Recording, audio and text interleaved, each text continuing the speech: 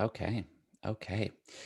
Welcome again to the No Boring Stories podcast. I, of course, am Alex Street, and I am joined today by Lea Smith. How are you all the way from the other coast in Canada here?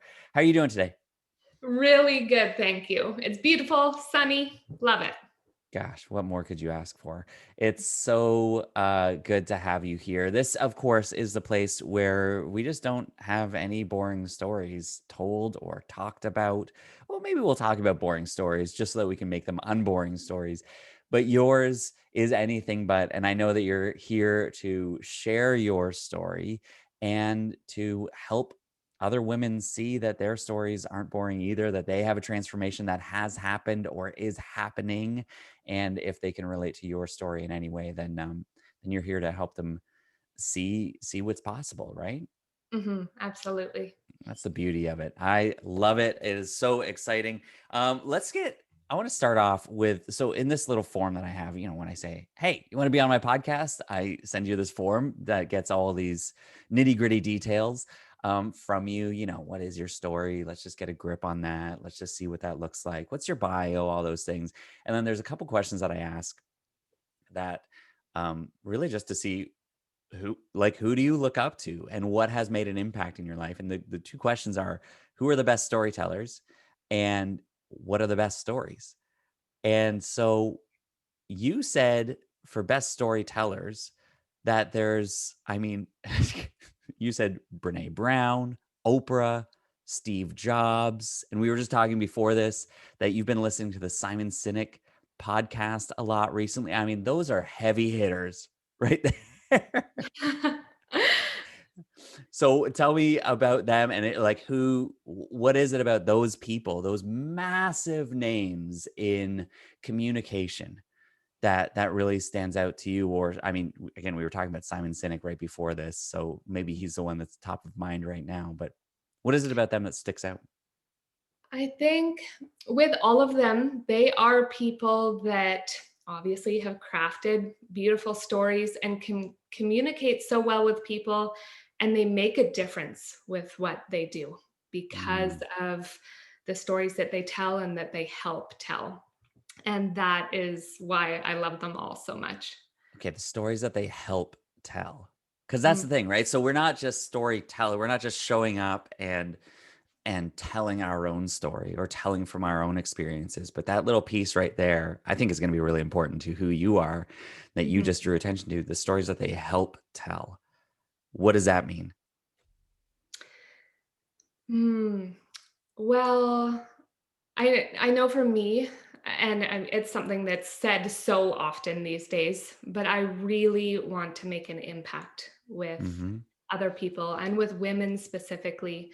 And again, we hear that a lot these days, but when we help people feel strong and confident, and then they can show up as their best selves and make the difference that they are meant to make in the world, that just has this beautiful ripple effect, right? So for me, whether that is health and wellness based or, Uh-huh.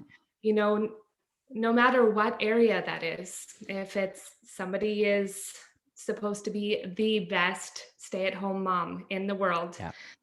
then I just think that is the most amazing thing. But people need to know that they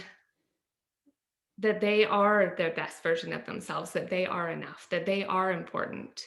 Yeah. That Yeah. their story matters, right? Yes, exactly. So so part of that is just, yeah, Steve Jobs, wow, what a story. Oh, what a story. Brene Brown, what a story. Like when they tell their own journey, Simon Sinek, what a story. And but what they do that is so fascinating, and especially we were talking about the Simon Sinek podcast, what he Mhm. does with his guest is really set the table to allow them to speak. And I almost picture this as being like a dinner table, right? I mean, we're going to get into your story and everything. I know this is just setting up this is setting up the conversation as we do this. But it really is kind of like a dinner table, and like you're inviting guests over.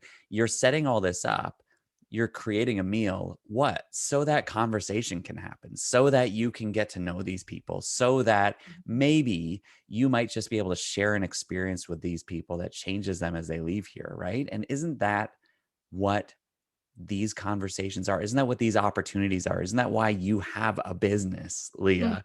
So that you can create a space where conversations can happen, moments can be created that mhm, do form a bit of a different story in these women's lives, that they may have seen themselves as less than and now see themselves as valuable, that they matter, which is going to shift radically their story as they leave that conversation with you.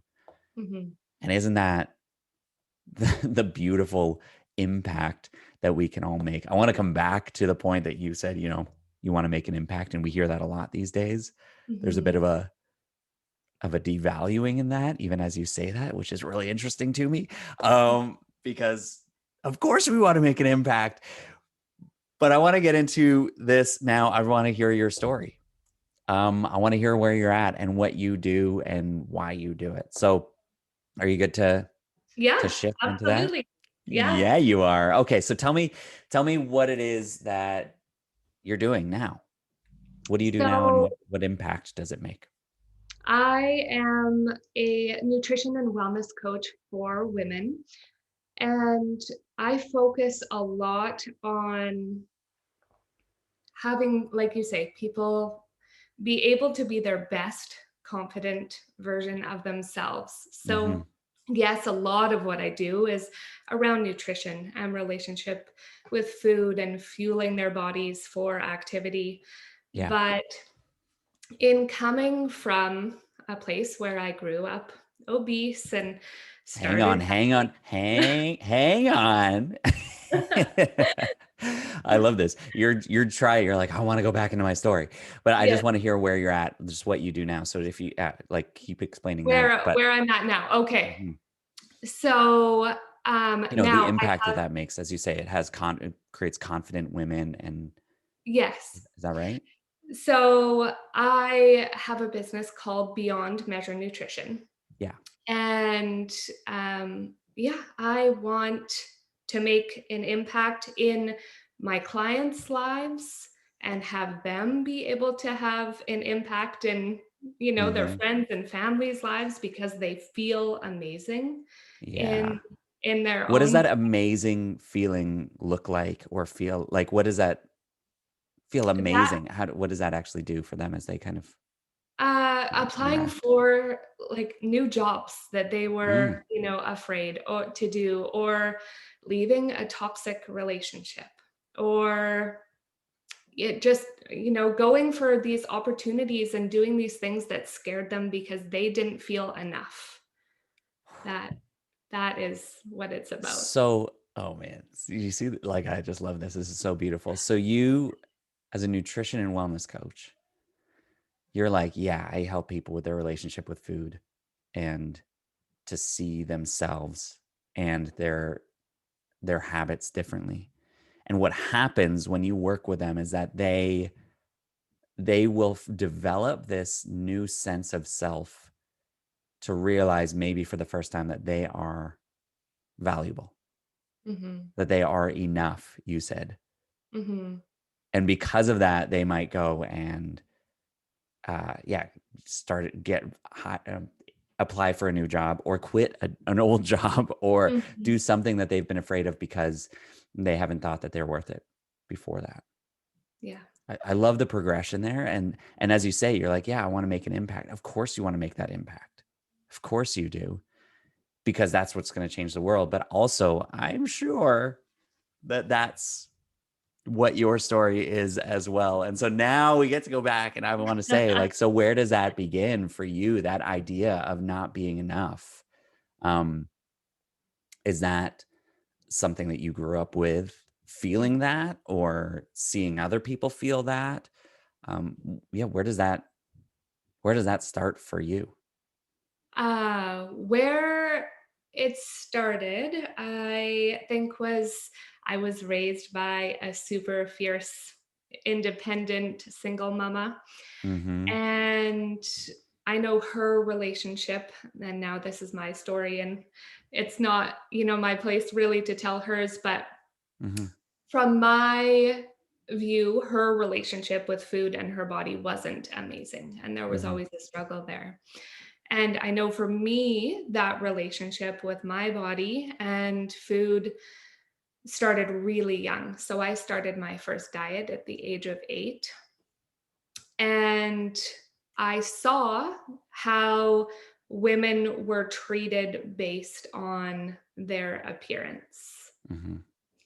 And How does that, what did you see? Like, how does that show up?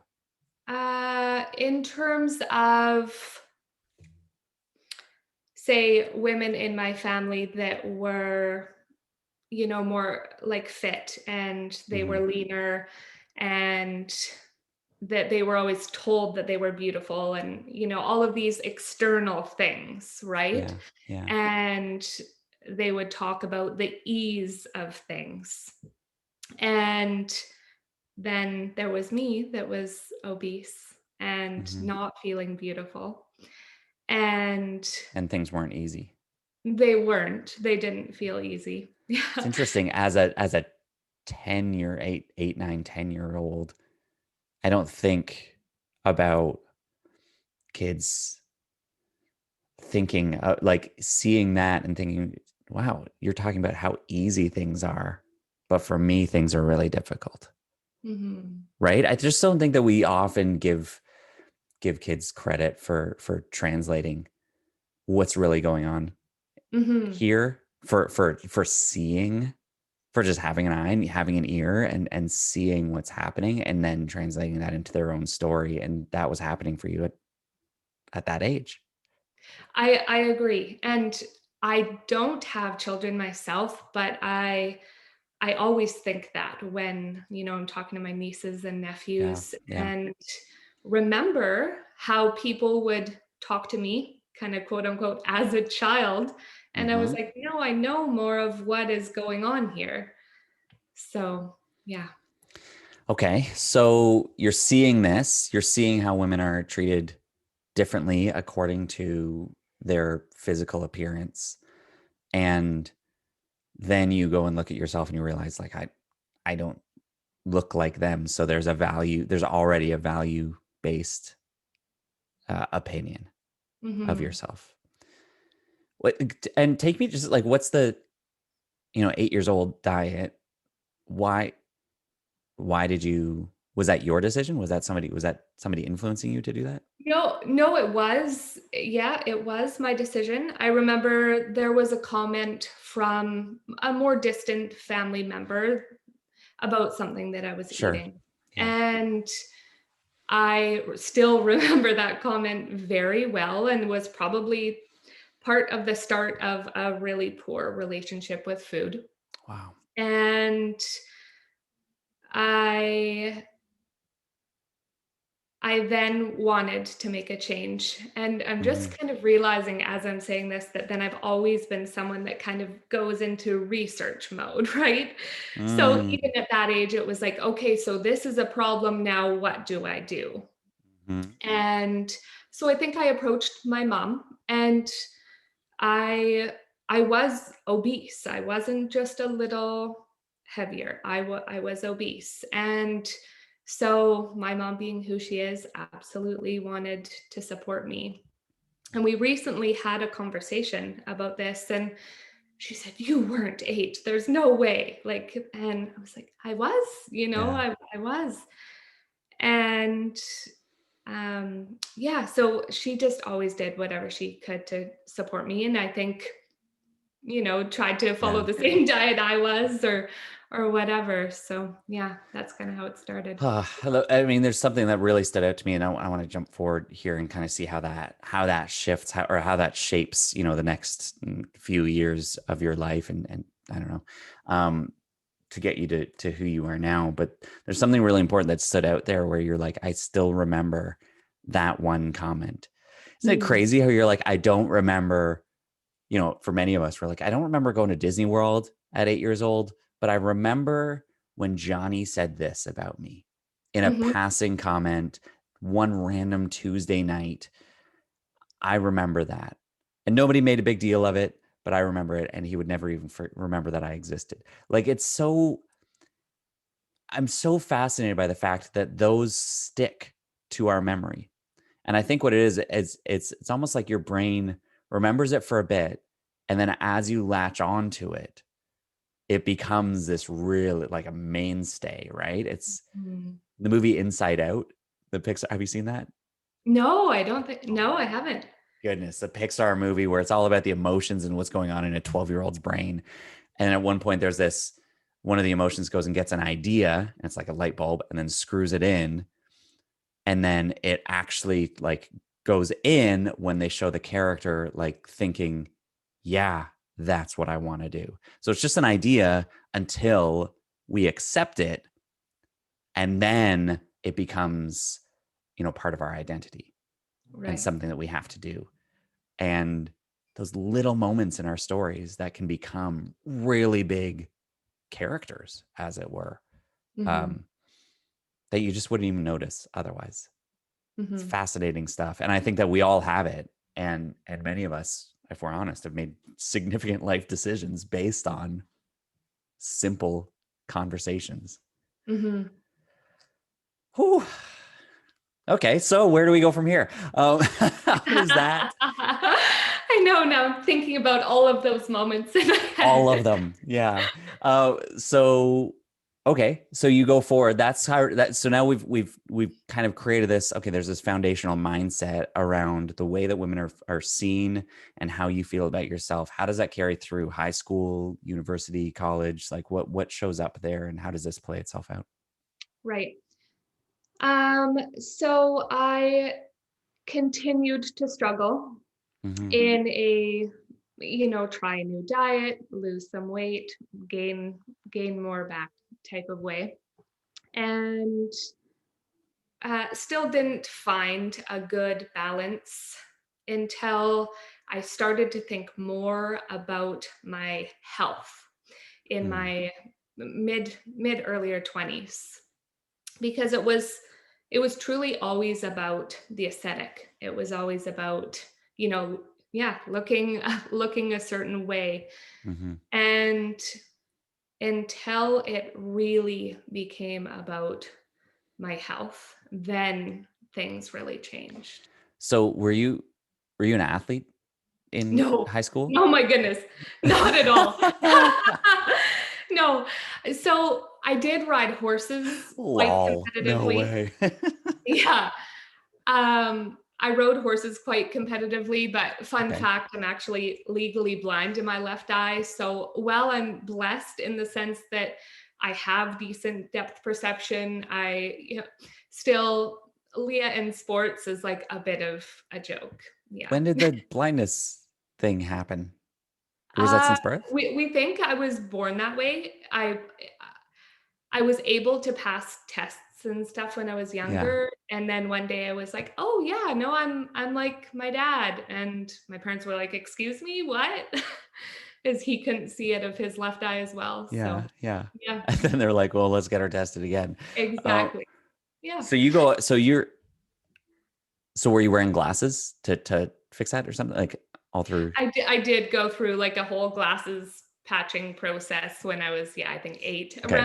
around that time. Yeah. And riding horses, and you can't see when you turn left, but the horse can. Thankfully, maybe that's why horse riding is such a good thing because you've got an extra set of eyes There there we go. taking the wheel. Okay. The only Um, time it ever shows up is at the grocery store. I'll sometimes turn my shopping cart into somebody, but you're like, sorry, it's this. You just need to wear an eye patch, and then that would do it. Say yar. Um, okay, but here's what shows up. It's funny because that this is the kind of thing. Again, as a storyteller, I just see metaphor all over the place and all the imagery there. And for you to say, I've never had perfect vision, as it were, legally blind in one eye, and so much of your story is about how you saw yourself.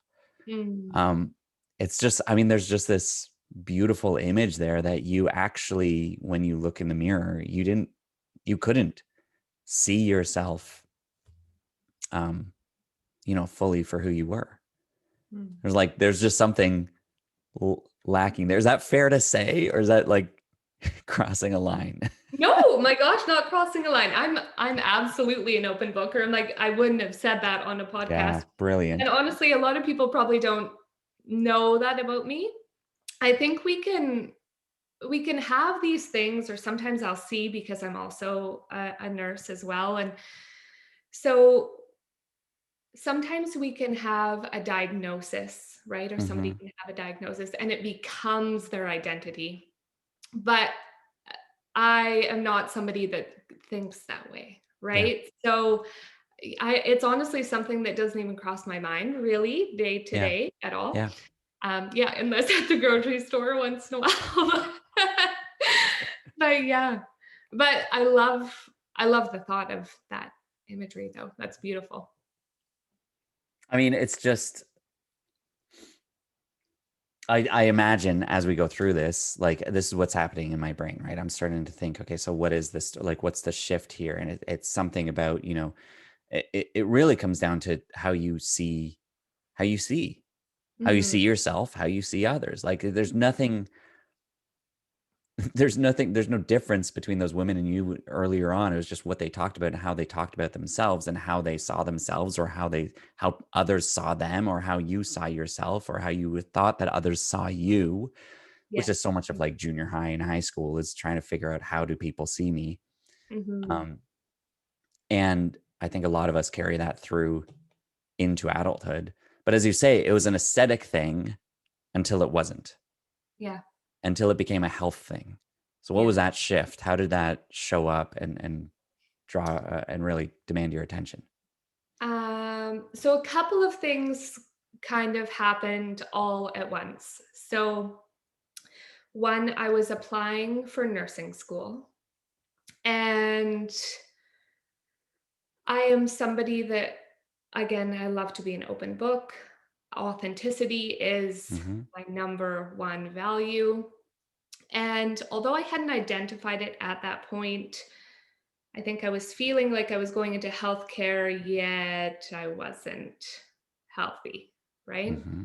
Hmm. And which is, of course, so common. But for me, that didn't sit right. And then the week that I got accepted into nursing school, my father was killed in a motorcycle accident. Mm. And of course, that was unexpected and hard. But I woke up a couple of days afterwards and said, how can I honor him? And I knew that meant living a different version of my life than I had been. No more. What? Yeah. Why? Like, what? First of all, so you were raised by a single mom. So your Mhm. parents split Yeah, they early on, separated when I was 7, just turning 8. and you had a close relationship with your dad then up to that point? Before they, yeah, very, very close Yeah, yeah, yeah. until they had separated, and then we became quite a bit more distant. Okay, and so when you think, "How can I honor him?" What was it about you're like, "Not living the way that I've been living?" Mhm. Yeah, what was so unhonorable? Is that a word? Not honorable, um, about your first 20, what, 23, 22 years? Um, It I think it was that, so my father was a complicated man, mhm, but he was a good person and was very authentic to who he was. And for me, it was the fact that I knew I was holding myself back in so many areas of my life because of my lack of confidence and mm, not having that self-worth. I was always telling myself that I couldn't do things, or why go for that, not worthy, all of that kind of stuff. So I don't know why or how, but suddenly when he passed away, it became very clear that yes, we only get one life and you never know what is going to happen. yeah. I think I was quite a planner beforehand, and that kind of, shook things up for me a little bit. And So I decided to act as if his my loss was a gift, a Hmm. way to be more spontaneous and to live really authentically and to go for those things that I was afraid to do. I mean, is it that easy to just easy is not the word. Like, I mean, you like, but as you're going through this grief and deciding, okay, how can I honor? There's got to be a shift here, and the shift is authenticity and spontaneity and um and value and worth. These aren't small things. You're not like, all right, the shift I'm going to make is I'm going to um buy I'm going to go to this coffee shop instead of that coffee shop. You know what I mean? Like, it's not, like, I'm going to honor him by restoring a car that he would have loved. You're like, I'm going to honor him by actually like rewiring significant beliefs about myself and my worldview. How Yeah, it does it that it on happen? it was that easy. It felt like a light switch just flicking. Wow. And I mean, I didn't know how I was going to Hmm. do it, right? Hmm. I didn't know any of that. It was just this is going to happen. Yeah. And I've had a few moments in life where it's things become so certain that it's Hmm. like this is happening. And so that was one of them. And I actually wrote it on a sticky note. How can I honor him? Put it on my bathroom mirror. And I Mm. asked myself that every day. And it's been over a decade now. And still, most days, I ask that. What does that look like today? Like on this day, this Wednesday that we're recording this. Being here, I think. Yeah. Yeah, yeah. Telling my story, crafting my story, that, it's a little outside the comfort zone. And that is how I see honoring him. It's so fascinating that honor all of a sudden becomes this really important word for you. Hmm. Um, at least it shows up as being important. And I would say, well, if it shows up like that, it probably had importance before that. And it just took this light switch to really say, hey, like this is important for you. Honor. So yeah, what does honor what does that even mean? I'm thinking about it in the most definitive point of view or place that you could put value to that word. Like, what does that actually mean for you to honor the queen, to honor anybody? Like, what does honor mean? So I always say, and my best friend says, I don't know, act as if. And I know that's not, it doesn't describe maybe honor, but again, when I think about my father and who he was, Hmm. he had strong values and beliefs, and he was extremely loyal to Hmm. his friends, and loyalty is another loyal, that's another word, and it comes up on my phone every single day. Be loyal, be authentic, be Yeah. loving.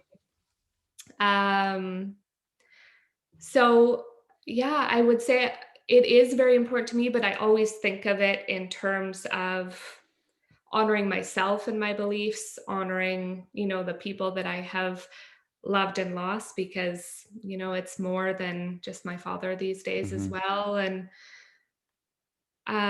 yeah, again, that authenticity as well, right? Yeah.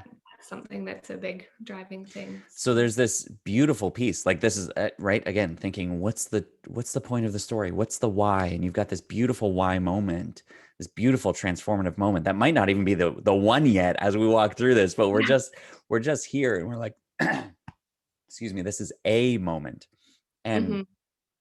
that's what's so key about our stories is that it's not just one moment that changes the story. It's there's many moments. You just get to pick one that you tell at any given time.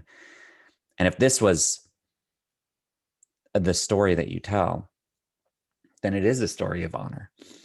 It's a story of honor and respect um and loyalty and authenticity. Like again, these are massive words that showed up that really like significantly. became a part of your life in this tragic moment of grief.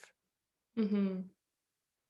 These words, what these words mean about me, about him, about every relationship that I have, these these are things that I have carried that now become definitive to who I am, my identity.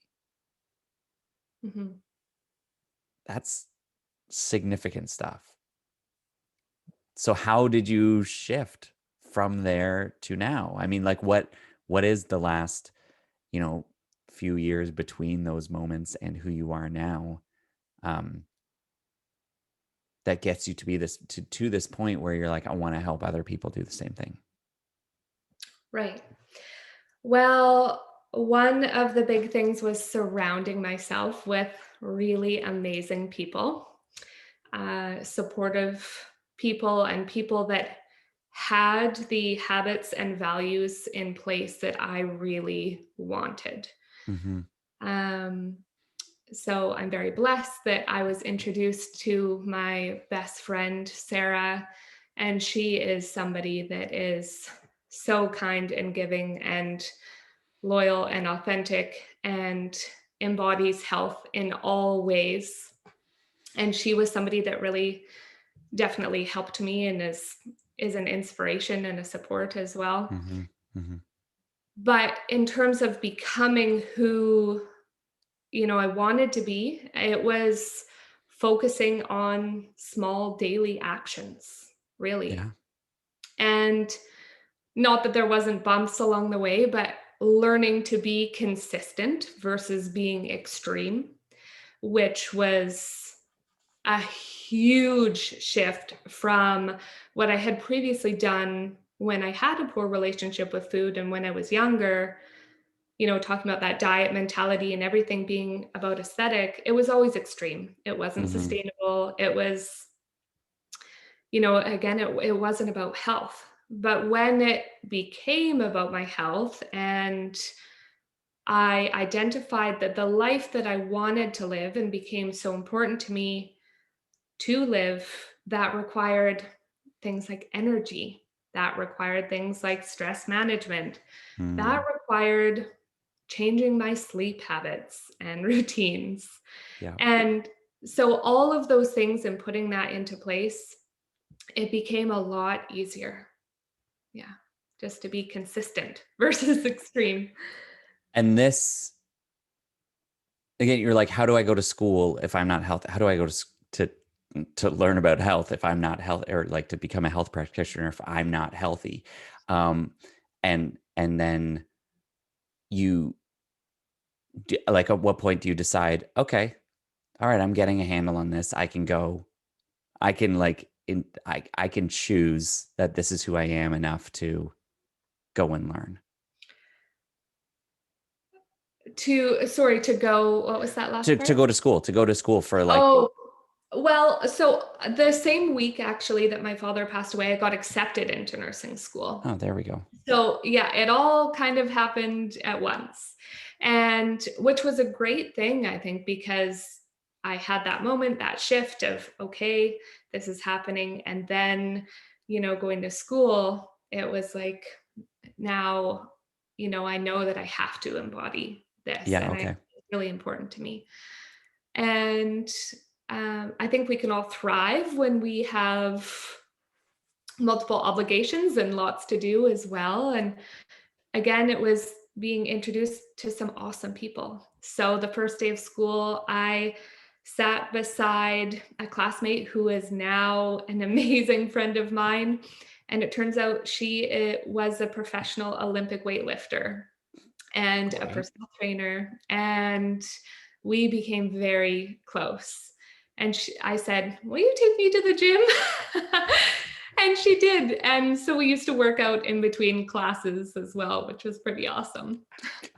I just imagine going to the gym with a power lifter or weightlifter, and like I would be like, the 10-pound barbell. Be like, oh, and they're lifting, I don't know, whatever they have, 400. I don't know what they're lifting, but Well, the amazing thing about her, so again, that confidence piece, right? mhm. And the gym was and is her fierce, amazing place. And I remember being intimidated by the people that were there because again, I didn't feel like I belonged there. I didn't feel like I Yeah. looked, you know, Yep. the part.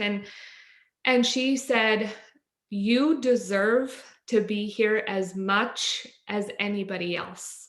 Your health is no less important." And again, coming to those words that and those memories that Mhm. stick in our head. And I remember my shoulders kind of going back and standing a little taller. And I'm like, yes, yep, that is why I'm here. Yeah. I deserve that. Again, like let's take this is what's amazing, right? So you talked about this moment when you're 8 years old and somebody says something that Hmm. makes you believe something else. Now we fast forward, I don't know, almost 20 years later, and a close friend, somebody who becomes and has become a close friend and is taking you in this new experience and new journey says something. It's just one sentence, but it shifts. It helps you step into and actually probably break free from that first comment Hmm. 20 years later, 15 years later, right? And Hmm. then somebody else steps in and says, no, no, no, wait. And I think what happens is what she's saying is she's actually saying the thing that you know deep down is actually true, but this other layer of false truth, lies got in the way. And Hmm. she somehow had these words that broke through as you've been working on yourself for a while up to that point, Hmm. maybe softening that foundation that you'd built. Yeah, She cut through absolutely. that to help discover the thing that was already there. Yeah. Right. Because as you said, it was when I was young, and as we talked about, we don't give credit to children often, Hmm. but also you don't know the whole picture, Yeah. right? And so again, while I was young and I kind of made the correlation that the people that I perceived as beautiful had things easier, then you kind of grow up and realize that that wasn't the case, but that when people put time and effort into themselves and their health and can show up more confidently, that is what makes the difference. Mm. It's so good. Like there's just this, it's like so practical, right? So I keep trying to like go to the abstract and the mystical and the story and ooh, what's in there? And you're like, look, it's just really practical. It's really simple. You just make consistent daily choices, and that's going to make the difference. That's Yeah. going to make you be able to apply for that job. Mhm. Like that's, and then we go, oh, that's it. And yet so many of us are still not doing it. Why? Because of that deep-seated, like limiting belief, that something that has been told to us, that story that we continue to live in that tells you that you don't belong, Mhm. that you're not worth it, that you are different, that life is hard for Mhm. you. It's easy for others, but it's hard for you. Mhm. All things that you were believing for so much of your life. And then a few different things happen, but ultimately, if we could hinge it on this conversation where your friend, the Olympic weightlifter, says, you deserve to be here. Your Mhm. health matters as much as theirs does. Mhm.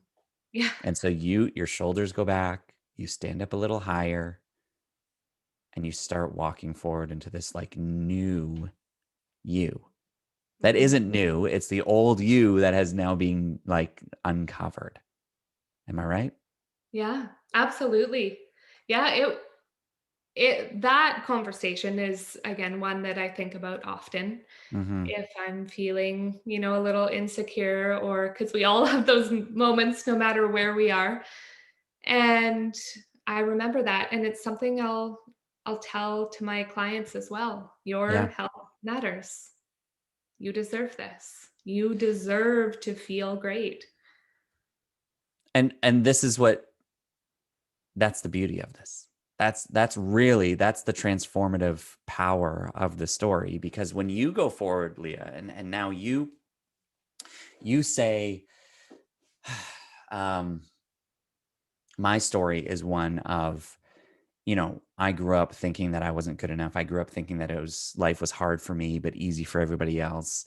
I just constantly thought I don't belong here, and I don't, I don't see myself as valuable. Um, and then, through tragedy, I decided to shift my life radically and make intentional small decisions. The radical wasn't the decisions, the radical was to make the change. And then as I made those consistent small decisions, to focus on my health, one of those decisions was to go to a gym with my friend who was an Olympic weightlifter. Like, you think about comparing yourself and thinking this is easy for you and hard for me. I mean, you're putting yourself directly into that position where, of course, as I say, I'm going to struggle lifting up the 40-pound weight and she's lifting 400. And so, but in that moment, this person who has all the authority, who has all the honor, all the respect, all the accolades, all the power, all the wisdom, everything that you could want, um, everything that you kind of look up to and respect, she turns to you and says, you deserve to be here. It's the Mhm. king saying to the peasant, come on, you deserve to be here. Of course.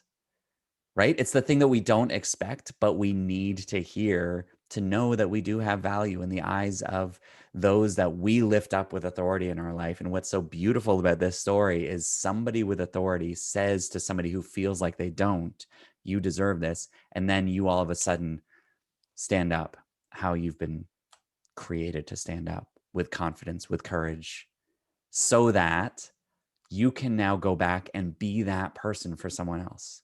And as you said, you say that exact thing to your clients. So you're playing the role that she played for you and saying, you deserve to be here. And they're looking up to you Mhm. and they're waiting for you to say that. And as you say that, what's going to happen? Their shoulders are going to go back. They're going to stand up a little bit higher and they're going to think, yeah, maybe I do have value.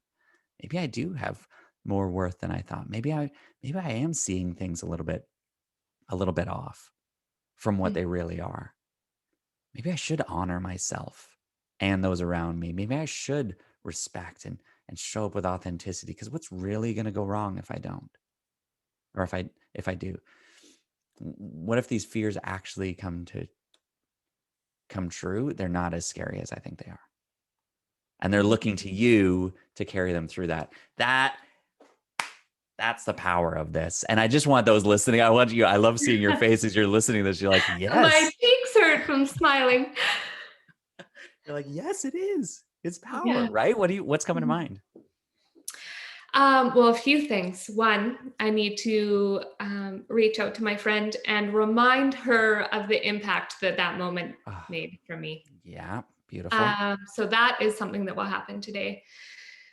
And two, that yes, sometimes when I think of myself as that person, as somebody that people look up to, I will experience a bit of imposter syndrome. But then I remind myself that it isn't about me, or it is about, it's about them. It's about them being able to have beliefs spoken into them, and somebody that is a support, because so many people don't have that and they need that, Mhm. right? And as you said before, those words can be so impactful to people's lives and the decisions that they make. So I want to be that person for other Mhm. women, for sure. And right. It's as you said at the beginning, you're like, I want to make an impact. And I know that this gets thrown around a lot, but I want to make an impact. Hmm. And as I said, of course you do, because that's what we're here to do as human beings. That's why we exist. Your story helps us survive. Hmm. And as you tell your story, you're going to help other people step out from their story of not believing, not trusting, not honoring, into one of value and worth and authenticity. And what that looks like is making those choices. So I love that. And I love what this just did for you and how this empowers you to show up to go and honor your friend who had Mhm. that significant moment with you. And yeah, may not even know that she said anything. And I think that's such a good encouragement for a lot of us. If somebody Yeah. said something to you, we've all got that. I work with enough people to know that often these moments come down to a conversation, a Mhm. small thing that somebody said. And I think many of us are walking around, we've never told that person that they had a transformative impact on our story. Mhm. Yeah, it's really important to share that. Yeah. And how do you do that? Hey, just so you know, you changed everything for me. I mean, maybe, right? Because then what could that do for them? And you just don't know. So, um, I mean, look, as we look at your story, which is us, it's a story of honor, it's a story of belief, and it's a story of value. Um, I think we've defined it pretty well here. Do you have any follow up, any like questions, thoughts, ideas that you're like, how, like, what is this? What do I do with this? So, I guess one question that I have is that when people ask how or why I made a change, and I mentioned that my father passed away suddenly, Hmm. some people get, I find, so caught up in that, and I never mention that with sadness, or because, as I said, I chose to look at that as a gift, a hard Hmm. one, but a gift that allowed me to make a really big change. So I always I want to make sure We've that got a people, dog in the room my here. This dog is is wonderful. sneezing. Yeah. She was napping, but now she's woke. Um, yeah, so I don't want people to get caught up on that. So I want to make Hmm. sure it's okay to mention that, I guess. Well, yeah. I mean, this is what's beautiful about this is the only reason that people respond in the way that they do is because they feel empathy Yeah. and they feel sympathy and they feel like that's how they're supposed to react. So a major part of my story is that my mom died, and there was a conversation that we had a few days before she died that really helped me see the value of story. Mhm. So I can say that, and I can go into that as deep as I want to. Mhm. Um, I mean, it was the most significant moment of my life, the hardest time of my life. And yet look at me talk about it now like it was, getting the newspaper in the morning. I can do that. But inevitably, when you hear that, you go, oh, shoot, like he's experienced death. It's like Harry Potter, where they can see the horse, they can see the thestrals if they've experienced death. It's like we've been through something together, Yeah. right? We've experienced something on some level that we understand. And so there's a bit where you want to say, I'm so sorry about that. Or, wow, that sounds awful. And you're right. They kind of black out from the rest from what you actually want to say about that. Mhm. So I think there's a couple of tricks, tools that you can use to go into that. And one is like choose to go into it.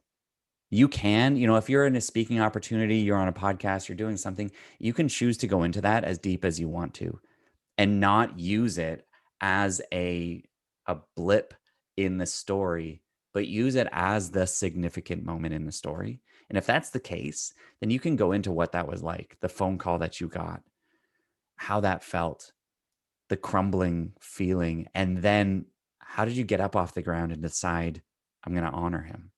Mhm. Like go into that because that is significant, and then what you're doing is actually honoring the listener's feelings as well, Right. that wants to know and that wants to connect with that. Does that make sense? It does. Yeah. And I think alternately, you can fly past that or kind of just use that as a, yeah, this happened. Um, and make sure that it is, yeah, and then, uh, my father, my father passed away. And maybe just right, like it's something like that, and you go and I decided I needed to honor him.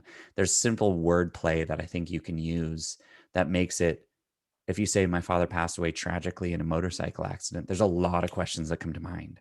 Yes. Yeah. If you say my dad died, not so many questions come to mind. Right. Do you know what I mean? Like I'm just, because my brain starts to try to fill in that story. Hmm. And as I'm trying to fill that in, I lose interest in what you're saying next. Right. Does that all connect? Does that give you something? It does. Yeah. No, you're right. It makes a big difference in how you say that and the words that you use. Absolutely. Hmm.